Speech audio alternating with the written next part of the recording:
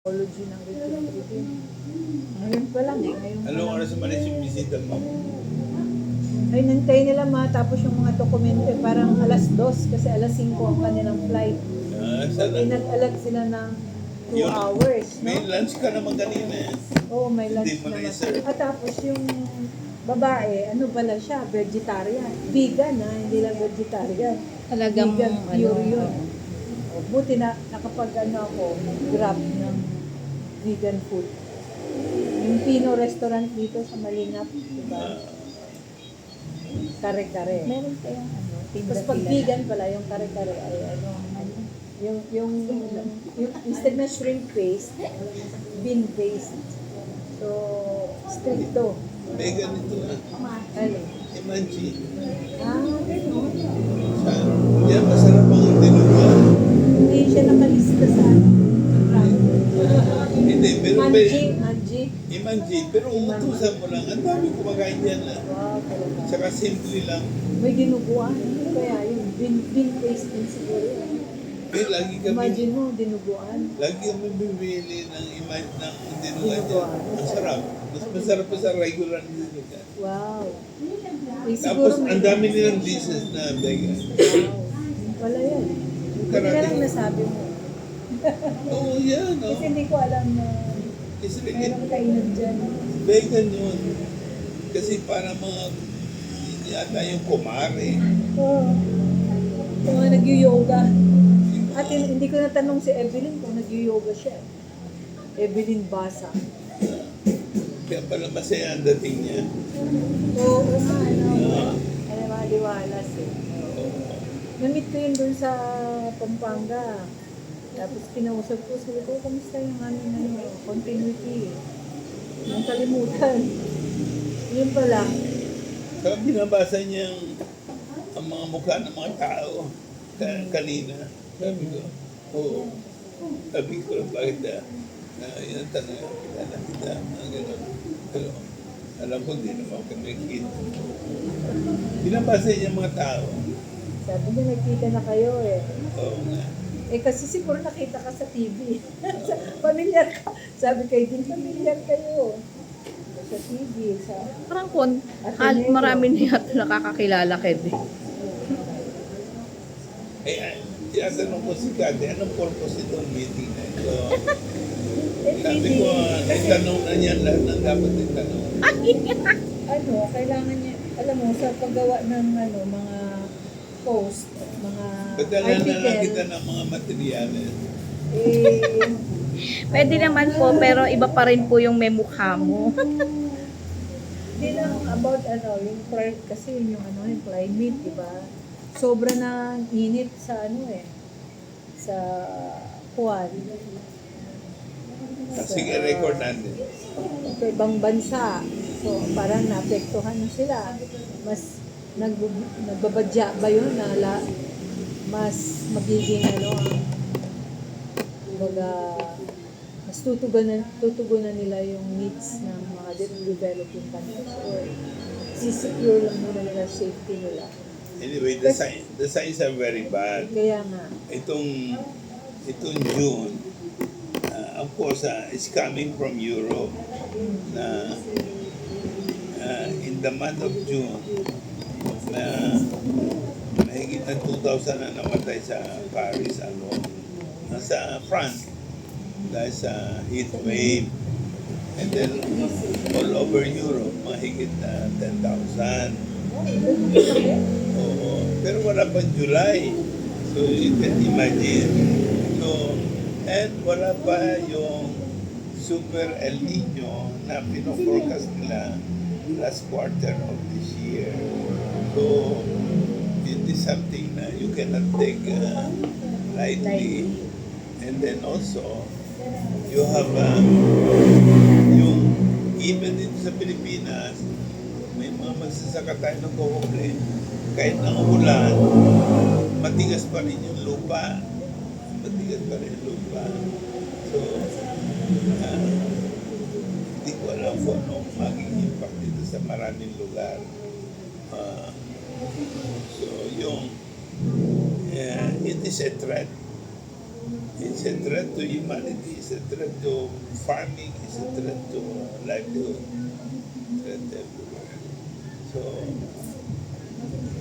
So how are we responding but that's a good question. to the threat, no, of Yeah, and then, warming, no, of Eh. and so far, nababaliw ang ating Senado at saka yung Congress at saka ang gobyerno doon sa impeachment. Well, okay, ituloy po nila yun. Pero ang issue, nasaan ang readiness program? Nasaan? And then, for example, pag mag-resume yung, well, hindi lang climate, but also, pag mag-resume full blast yung giyera sa Middle East, and it seems to be happening already, nasaan ang readiness program? Right now, malapit na sa $80 a barrel from $70 a barrel. Yung oil sa Brent ang indicator. implication yan sa food, lalo na is magre-reduce ng paggamit yung mga farmers ng mga fertilizers. Yeah, fertilizer That will tatamaan. reduce yung harvest. Yeah. Eh, dugtong-dugtong po yan. So what do we do? So, dubi-dubi-do. What do we do if kanina naman nakausap natin yung mga taga-DA, di ba? So in fact, compared dun sa last year, di ba, yung 2006 is much higher yung budget. Although, yun sa mayroon silang term ngayon na for later, di ba? For later yung disbursement. So, hindi pa sigurado na yung buong budget ng DA may spend. And if ever ma-spend din yung budget, where should it be? Sa, let's say, sa rice, which is a staple food, what should be the priorities sa tingin nyo? Anong mga priorities in the context na worsening climate impacts tulad nito, climate change impact? I think the priority, kung ako nakaupo sa gobyerno, making sure na everybody has access to food. But second priority, yung making sure na hindi displace na naman ang ating mga magsasaka. Pero having food, kasi whether we like it or not, we are now import dependent. Eh kung wala ka na ma-import, kung magagaling pagkain. Yun ay is a reality. We have to accept that. But of course, ang ating sigaw, gamitin itong crisis na ito para i-accelerate ang self-reliance sa food. So, ibig sabihin, ipibuild up mo yung food security by building up your local capacity. And in relation to this, yung sinasabi ni Dr. Mendoza, let's bring back food nationalism.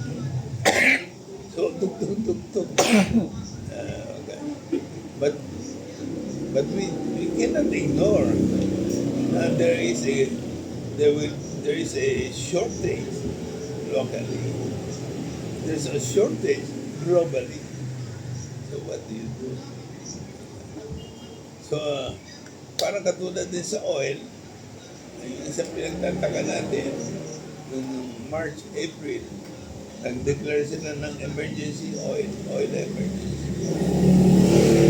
Pero, yung emergency, hindi ginamit to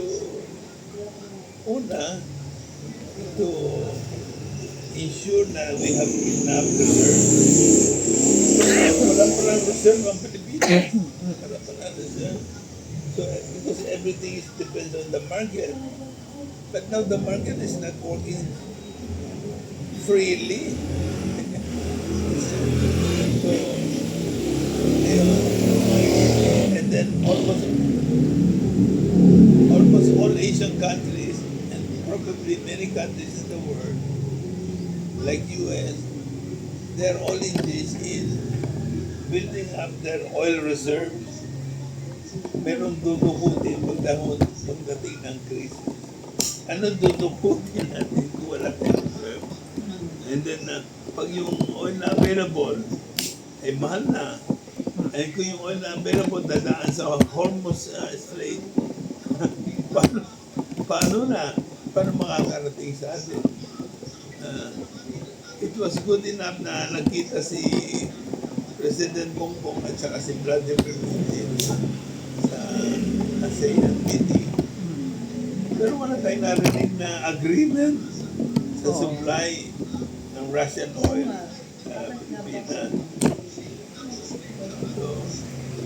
So yung oil, yung ating food security, energy security are in danger. Matindi po yun. Okay. So, and then after that, edi survival issue na ng bansa, survival issue na ng mga ordinary people. So, unless that.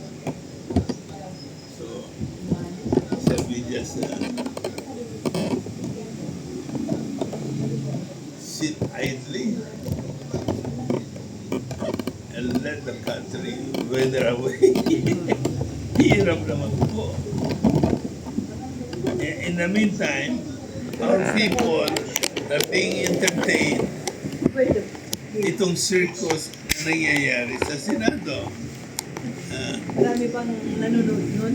Hindi ko alam because kung narinig lang ng mga senador at congressman na sinasabi ng mga ordinary people, hindi ba may sangkot sa flood control scandal yung mga hindi lamang yung mga inaakusa, pero gayon din yung mga nag-aakusa. So, sino pipiliin mo ngayon? Parang malinis. Malinis yung iba. Pareho na lang sila. Oo nga.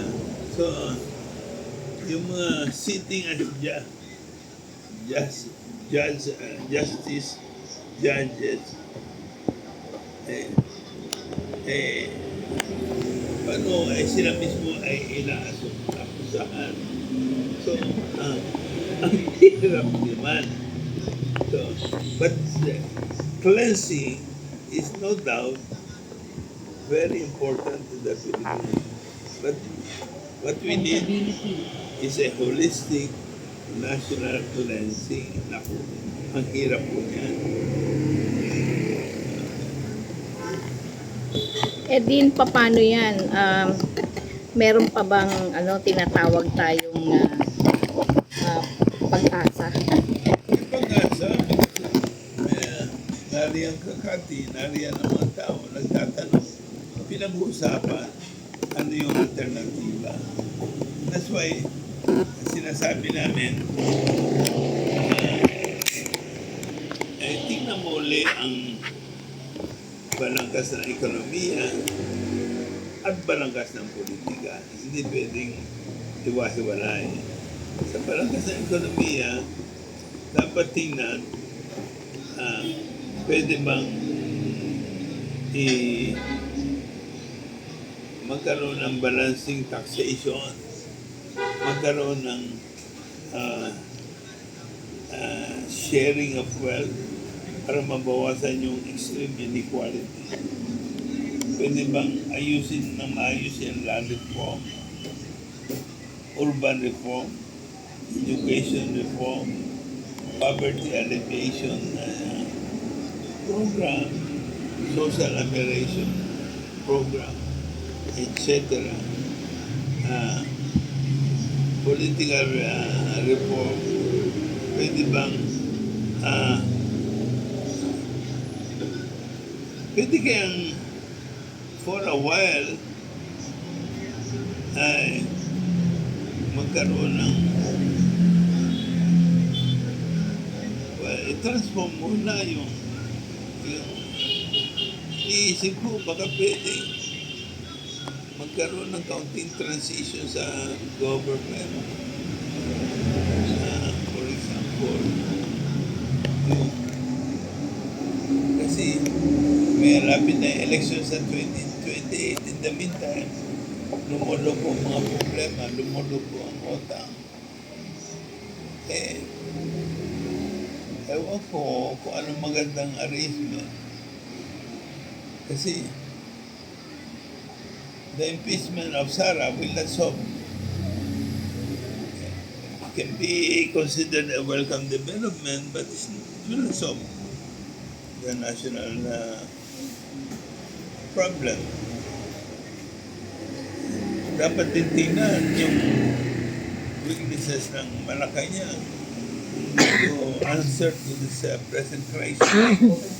Pero wala siyang tamang response. So therefore, hindi kaya sila for a while, tingnan ano ang maayos na transition towards a democratic election by 2028. So, kasi this year and next year, lumolobo ang utang. Sabi ko, walang nagkukontrol. Grabe. Papunta na tayo sa 70% debt to GDP ratio. So, nanganganib tayo sa food security, nanganganib sa oil security. Pero nasaan?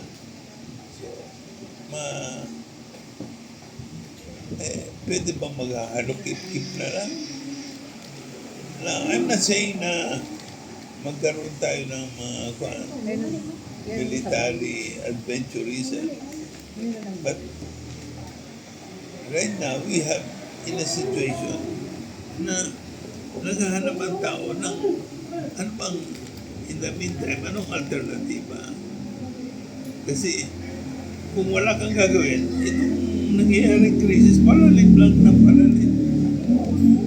And then, itong nangyayaring chatter sa Senado, well, a bit entertaining, but it's also revolting. And we all know na hindi maliwanag ang pupuntahan. So, siguro, maganda yung panawagan ng mga pare at madre at saka ng ilang mga education leaders na nakaputi na ayusin yung governance, political and economic. At and then magkaroon ng all-out nationwide consultation na sangayon sa Constitution natin. Kasi people are supposed to be sovereign. So yun po I'm sorry nagtatagulay-lay ako. Pero that's hirap na magsabi ng Hati, may bigyan ka na si... Opo. Pero, Dean, of course, nilatag nyo naman po na marami pong issues na kinakaharap ang ating bansa. Pero sa kabila nun, nakafocus ang marami nating, sabi nating hindi mga kababayan, kundi yung ibang mga politiko natin at na nasa lehislatura, no, na sila mismo yung gumagawa ng batas, sila mismo yung na ngayon ay sabihin na nating may drama, may moro-moro sa Kongreso at Senado. Habang naiiwan po yung mga dapat sana ay mga batas na tinitignan at binabalikan muli, 'di ba? Like for example, yung matagal nyo na pong isinisigaw na rice tarification na amendment o kung kinakailangan tanggalin dahil nga po sa halip na nakatulong sa mga magsasaka, parang naging pabigat pa po. So, Di ba sa so ano din, kung meron po kayong panawagan sa ating mga legislators in particular, ano po yun? Bilang nasa hanay po ng agrikultura po, agricultural sector. siguro, ituloy nila yung kung ano yung mga pinagkakaabalahan nila sa Kongreso. Pero huwag nilang kalimutan na merong mga maigting na issue na may apekto sa kabuhayan na nangangailangan ng immediate solution. Katulad ng yung sinabi mo, sa pagsasaka, na lumilipad ng gusto ang halaga ng fertilizer. Hindi na ayos yung trading system, yung bagsak. So, nakaririnig ko, tuloy pa rin yung pantry ng ilang mga kasama sa Makati. Kasi yung repolyo sa Baguio, hindi pa rin may itaas ng tamang presyo. Kaya 5 pesos isang kilo, o 10 pesos o 15. So, Yung regulation ng import, price import. tapos ang regulation ng Meron. yung panawagan ng ating mga kasama, huwag mo nang itaas ng konti yung tariff. Kasi kung isasabay nila sa panahon ng anihan, hindi ko alam kung nag-aanihan. At so kaya ito, mabagsak na naman ang presyo ng palay, bagsak naman ang kabuhayan. In other words, these are all immediate issues na doable naman. At yung sinasabi ko sa oil, dapat tingnan, tama ba yung oil na meron ba tayong oil reserve? Kung wala, ay paano tayo? Kasi So, simulan ng solarization takes time. Transition to renewable takes time. Hindi naman immediate yan. Magandang pakinggan, pero hindi yan immediate. And then, sumabi pa yung pagtaas ng presyo ng Meralco. Sana, in the name of corporate social responsibility, kasi billion-billion ang kinikita ng Meralco based do sa issue ng mga NGO na there's something very bad sa pricing. Kasi ang Meralco, ang pricing nila, hindi do sa traditional 12 or 14% rate of return on base RORB. Ginawa nila, ang presyo is based on estimated cost of operation, including investment, etc., in the next 5 years. And on the basis of that, meron silang tinatawag na performance-based solution na usually much higher. Kaya tubong lugaw, yun ang tawag ni na RJ at ni na Martexon na maraming mga micro, small, medium enterprises na mamatay sa presyo ng kuryente. Yung ordinary mamamayan, gayon din. Hirap na hirap. So, ano ba sabihan ng Meralco? Hoy, magtiis naman kayo. Huwag kayo magtataas ng presyo. May anong nakita natin noong March, April. Halos linggo-linggo yata nagtataas. Parang katulad din yung sa gasolina. Halos linggo-linggo nagtataas. Samantalang, yung nire-release nilang gasolina, naka-imbak ng mga 2 o 3 months na sapagkat hindi naman yung i-release mo ay yung in-import mo today or yesterday. Meron din namang, to a certain extent, merong limited form of reserve. So, and yun nga, yung ang tinatamaan ng gusto, yung micro, small, medium enterprises at saka mga nano enterprises. Ang mga nano enterprises, yung less than, isang enterprise na less than 5 ang number of workers. Yan ang tawag namin nano.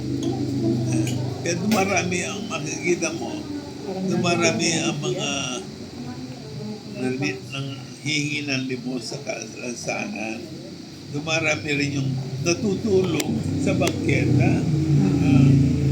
Buong Metro Manila, makikita po nyo yun. Madami ng... Magtsaga lang kayo ng mga alas 9, alas 10 ng gabi. Dumarami rin yung tumitindig sa lansangan, kumakaway. Anyway, yan po ang sitwasyon. And it's happening not only in Metro Manila, it's happening in Metro Cebu, Metro Davao, Metro Lucena, etc. And yung sa tubig, gayon din. So these are very basic food, water, electricity, yung sa irrigation, lahat. So nakikita nyo po din na may kapabayaan po ang gobyerno natin to see to it na hindi po lumulubog sa kumunoy ang sambayan ng Pilipino. They're trying to address, pero ang sinasabi ko lang kulang. Kulang ang attention, kulang ang focus. Baka nga, hindi ko naman sinasabi, itigil nila yung teatro sa Senado. Pero doon na po sa attention.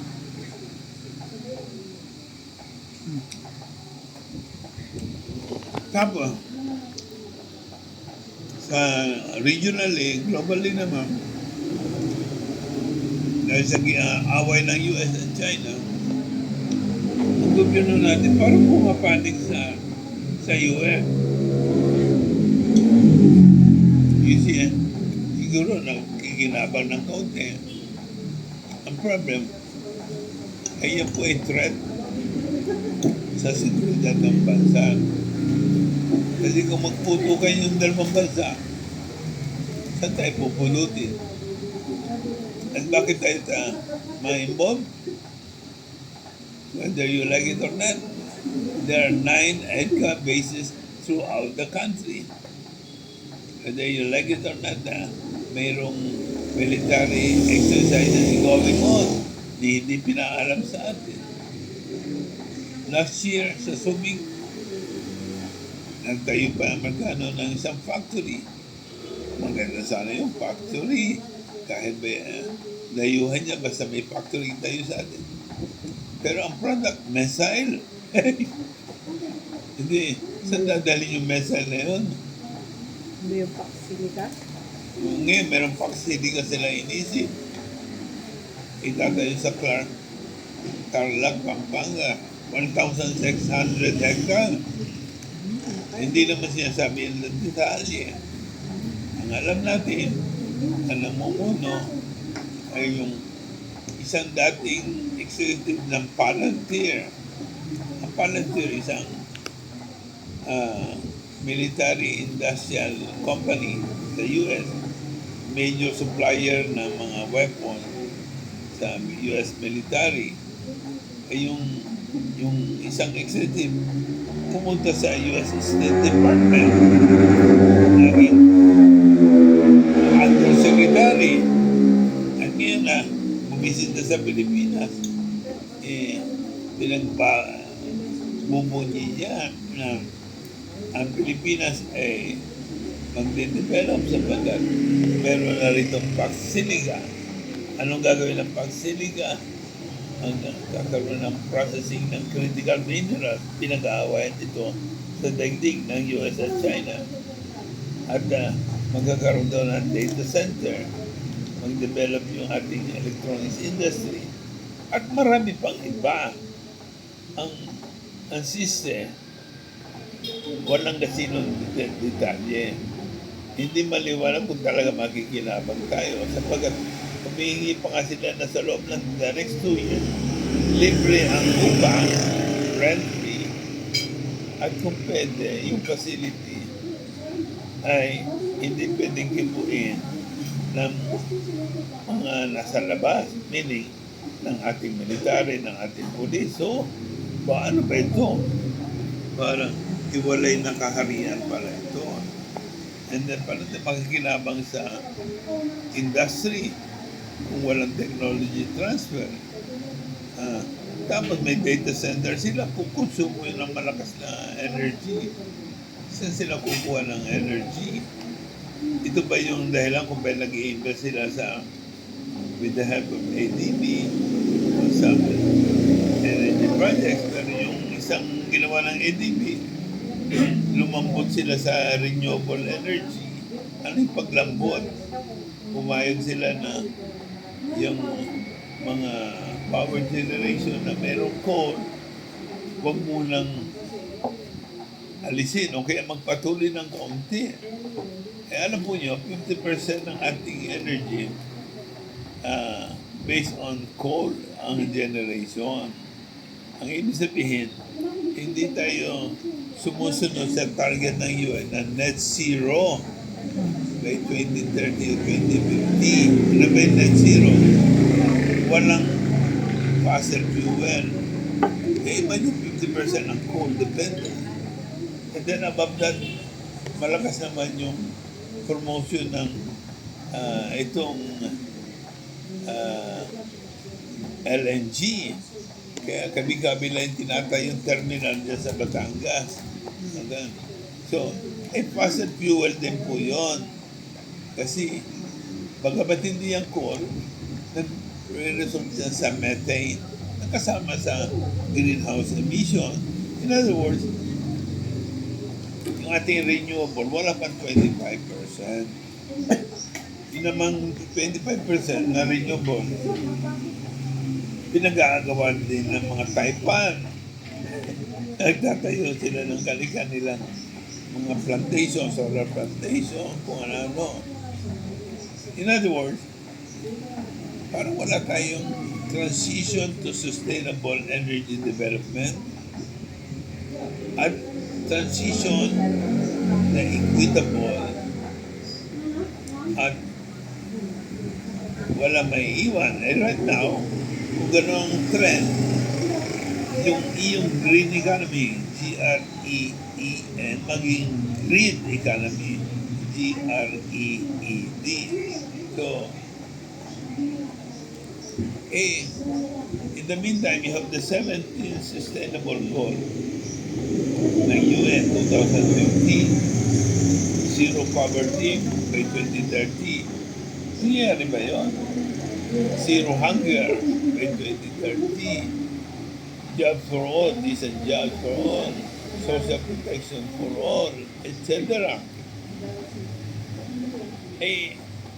Ang nalalaman natin, yung poverty is deepening. Hunger is rising. Inequality, we're one of the most unequal in Asia.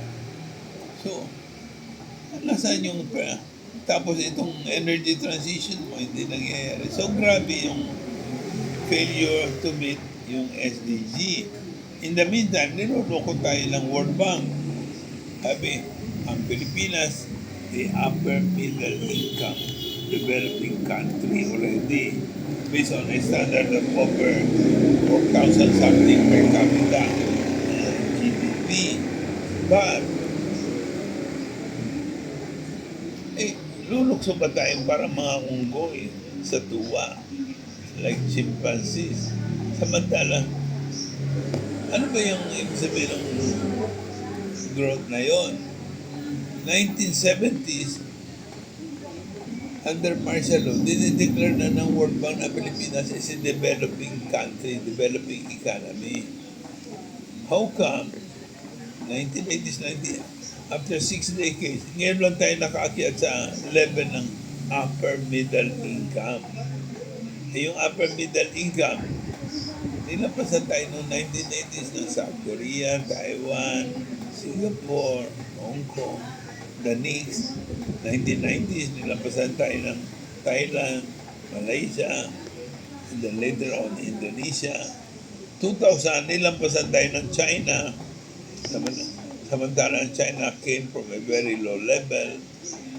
And then, later on, nilampasan, nung 2 or 3 years ago, nilampasan tayo ng Vietnam. But the point is, that's not the issue. Yung per capita is a misleading indicator. Sapagkat yung total GDP, divide mo ng total number of population, yun yung per capita mo. Hindi sinasabi na yung GDP na yun, baka ang nagsamasa na ay 10% of the population. So, what happened to the 90%?